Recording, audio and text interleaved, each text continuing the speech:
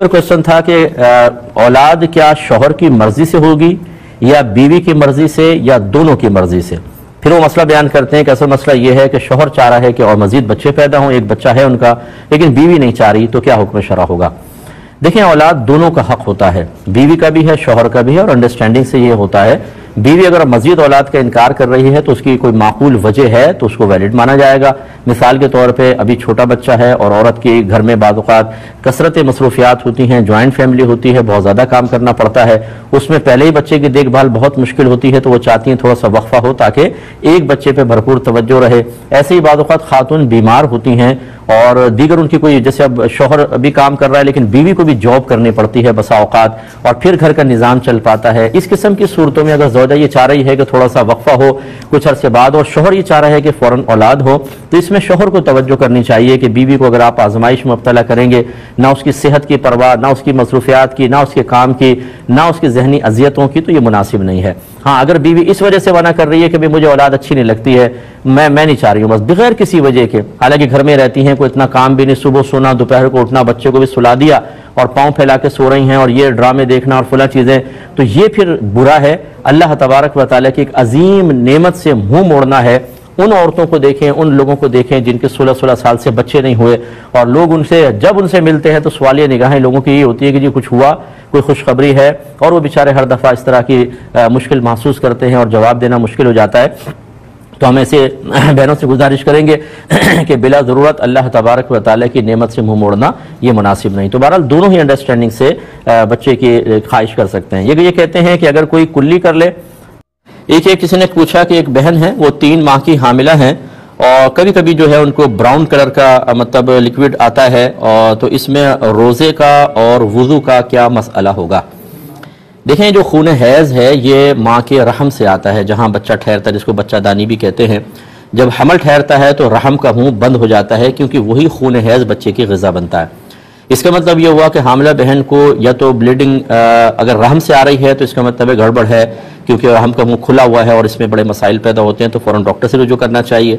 और अगर ऐसी कोई पेचीदगी रहम के अंदर नहीं है तो इसका मतलब वो रहम से नहीं आ रहा बल्कि बीमारी का खून है।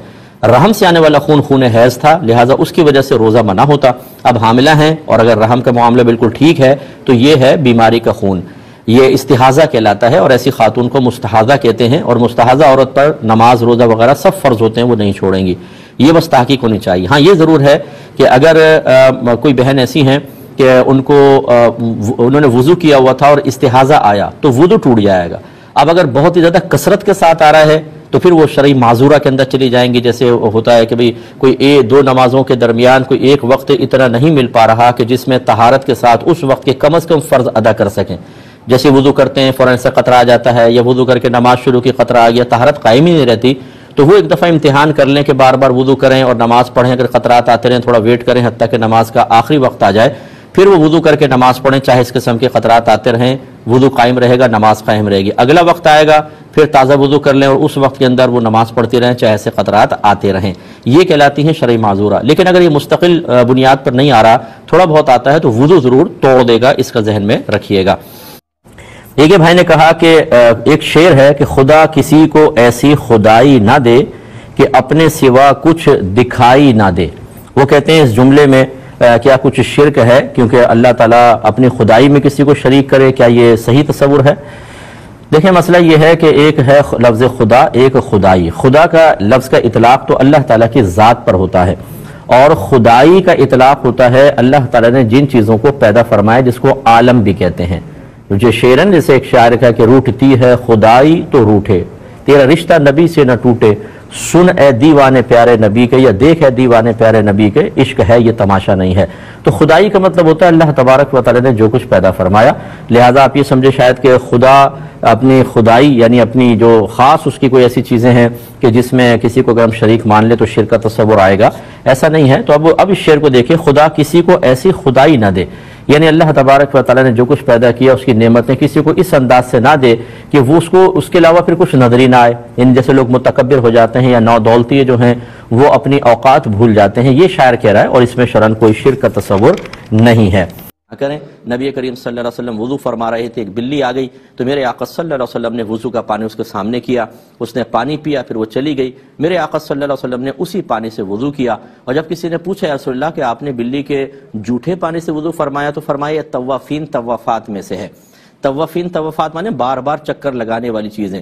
تو سرکار نے ثابت فرمایا کہ یہ چونکہ بار بار چکر لگاتی ہے، اگر اس کے لعاب کو، اس کے تھوک کو ہم ناپاک قرار دیں تو آپ کو بار بار اپنی چیزیں پاک کرنا لازم آئے گا اور اس سے حرج پیدا ہوگا. لہٰذا سرکار نے اس کے لعاب کو معاف رکھا. یہ کہتے ہیں بعض اوقات انڈا توڑتے ہیں تو اس میں زردی میں تھوڑی بہت ریڈش نظر آتا ہے، یعنی بلڈ نظر آتا ہے، تو کیا کریں، پورا انڈا پھینک دیں یا صرف اتنا حصہ نکال کر پھینک دیں؟ دیکھیں صرف اتنا حصہ نکال کر پھینک دیں، کیونکہ انڈے کے اندر چکنائی اتنی زیادہ ہوتی ہے اور وہ اتنا ایسا ہوتا ہے کہ اس میں خون سرائیت کر کے پورے میں نہیں چلا جاتا، اس لیے اتنا ہی حصہ نکال کر آپ پھینک دیں اور پورا انڈا آپ استعمال کر سکتے ہیں. بھائی طرف آئیں گے. ایک بہن نے پوچھا ہے کہ کوئی خاتون بعض اوقات بچوں کو قرآن پڑھانے گھر پہ جاتی ہیں تو حالت حیض میں ہوتی ہیں، تو بچوں کو قاعدہ پڑھانا اور قرآن پڑھانا اس حالت میں کیا حیثیت رکھتا ہے؟ دیکھیں قاعدہ تو پڑھا سکتی ہیں کیونکہ قاعدے میں الفاظ ہوتے ہیں. ہاں جہاں پر اگر اس قاعدے کے آخر میں کچھ صورتیں دی گئی ہوں تو یقیناً وہ قرآن ہے، اس پہ ہاتھ نہیں لگنا چاہیے، یا آیات چھوٹی چھوٹی اگر لکھی ہیں تو آیات پر ہاتھ نہ پڑے. باقی اگر قرآن کے الفاظ قاعدے کے اندر لکھے ہیں، علیحدہ جیسے خلقہ رزقہ لکھا ہوتا ہے، تو یہ اس وقت قرآن نہیں کہلائے گا، یہ اس وقت ایک لفظ کہلائے گا. اس پر ہاتھ لگا سکتی ہیں اور اس کو پڑھ بھی سکتی ہیں، لیکن آیات کو یا سورتوں کو اس حالت میں نہ چھو سکتی ہیں نہ پڑھ سکتی ہیں. ایسی صورت میں بچے سے پڑھوائیں، آپ سنتی رہیں اور یس یا نو کریں، یا پھر ایک ایک لفظ پڑھیں. اسی طرح قرآن کا حکم بھی، اگر قرآن آپ کو پڑھانا ہے تو ایک ایک لفظ توڑ کے، جیسے الحمد پھر تھوڑا سا وقف کریں، للہ رب العالمین، کیونکہ اگر آپ لگاتار پڑھیں گی ایک آیت تو وہ قرآن کا حکم میں آئے گا، اور ایک ایک لفظ توڑ کے پڑھیں گی تو یہ الفاظ ہیں، قرآن نہیں کہلائے گا. تو اس طرح ہماری بہنیں کریں. ایک ہی کسی نے کویسچن کیا تھا کہ ہم بچوں کو گڑیا یا دیگر کھلونے دلاتے ہیں، کیا یہ جائز ہے یا نہیں ہے؟ دیکھیں یہ کھلونے جو ہیں حقیقتاً یہ بتوں کے حکم میں نہیں آتے کہ بت کا خریدنا بیچنا یہ تو ایک الگ چیز ہوتی ہے. کھلونے وغیرہ بچوں کے بڑا عرف جاری ہے مسلمانوں کے اندر یا اس کو کہہ لیں اس میں بڑا عموم بلوا ہے کہ اگر سابقہ مسائل کی روشنی میں ان کی خرید و فروخت کو ناجائز قرار دیا بھی گیا ہو تو اب ماحول بدل چکا ہے. لیکن ہمارا مشورہ یہ ہے کہ بچوں کو بہت ہی ضرورت ہو سخت، یعنی بچے بہت ہی ڈیمانڈ کر رہے ہوں، اس کے علاوہ متبادل کوئی چیز آپ کے پاس نہ ہو تو پھر آپ دلا دیں. لیکن جب دلائیں تو ان کو تعظیماً نہ رکھیں، تعظیم کے مقام پہ نہ رکھیں، جیسے شوکیس پہ سجا دینا، شوکیس کے اندر یا کسی ڈیکوریشن پیس بنا کے کہیں رکھ دینا، بلکہ زمین پر گرے ہونے چاہیے. کوئی ایک سائیڈ میں کونے میں ایک جگہ ایسی بنائیں کہ وہ زمین پہ پڑے ہوں حقارت کے ساتھ، تاکہ مجسمے یا تصویر کی تعظیم لازم نہ آئے تو پھر سی گنجائش نکلے گی. ایک انہوں نے کہا کہ ہمارے پاس پہلے سے گڑیا تھی تو کیا ہم اب اس کو پھینکنا لازم ہے؟ تو کہیں پھینکنا لازم تو نہیں ہے، گھر میں وہی کونے میں کہیں ڈال دیں، یعنی مقام حقارت پہ رکھیں، مقام تعظیم پہ نہ رکھیں. آپ یوں بھی کر سکتے ہیں، کوئی ایک الماری کا خانہ مختص کر دیں، اس میں کھلونا ڈال کر الماری کا دروازہ بند رکھیں، جب کھیلنا ہو تو نکال لیں ورنہ اسی میں ڈال دیں، پھر اسی بالکل گنجائش نکل آئے گی. کہتی ہیں کہ آپ نے بتایا تھا کہ نعمتوں کا حساب و کتاب ہوگا، تو پھر جب ہم کپڑے بناتے ہیں، جوتے وغیرہ لیتے ہیں تو اس میں اسراف کیا ہے؟ اسراف فضول خرچی. دیکھیں اللہ تعالیٰ قرآن پاک میں واضح فرماتا ہے کہ ثم لتسألن یومئذ عن النعیم، پھر تم سے اس دن نعمتوں کے بارے میں ضرور سوال کیا جائے گا. دوہری تاکید ہے اس میں، لام تاکید بانون تاکید ثقیلہ، ڈبل ہے یہ تاکید. ضرور تم سے نعمتوں کے بارے میں سوال ہوگا. وہ سوال کیا ہوگا کہ جو اللہ نے تمہیں نعمتیں دی اس کو کیسے استعمال کیا تھا. اس میں اگر آپ مال کے اعتبار سے کہ یہ بھی کیا سوال ہوگا کہ اسراف کیوں کیا تھا، تو بالکل ہوگا. اب اسراف کی تعریف یہ ہوتی ہے کہ آپ نے کوئی چیز، کوئی بھی اللہ کی نعمت اس طرح استعمال کی کہ اس میں نہ دین کا فائدہ ہے نہ دنیا کا فائدہ ہے، تو پھر یہ اسراف کہلاتا ہے. جیسے اب بد نگاہی کرنا، نہ دین کا فائدہ نہ دنیا کا فائدہ، یہ نگاہوں کا اسراف کہلاتا ہے. ایسے اگر پیسہ آپ نے فضول خرچ کیا تو یہ اسراف میں آئے گا. اس کی اور امثلہ میں دیتا ہوں مثالیں، لیکن ایک چھوٹے سے بریک کے بعد. بسم اللہ الرحمن الرحیم. اب یہ نعمتوں میں اسراف جو مال خرچ کرنے کے اعتبار سے، یہ پہننے اوڑھنے کے اعتبار سے جو ہے، دیکھیں مثال کے طور پہ آپ کے پاس چند سوٹ پڑے ہوئے ہیں اور وہ سوٹ ایسے ہیں کہ جو مطلب آپ کہیں پہن بھی سکتی ہیں اور اس میں کوئی مسئلہ بھی نہیں ہے، اسی لیول کے اسی طرح کے مزید سوٹ خریدنا یہ اسراف میں آئے گا. کیونکہ جو مقصد آپ ان سوٹوں سے حاصل کر سکتی ہیں ان کے لیے پھر دوسرے سوٹ کیوں استعمال کیے جائیں.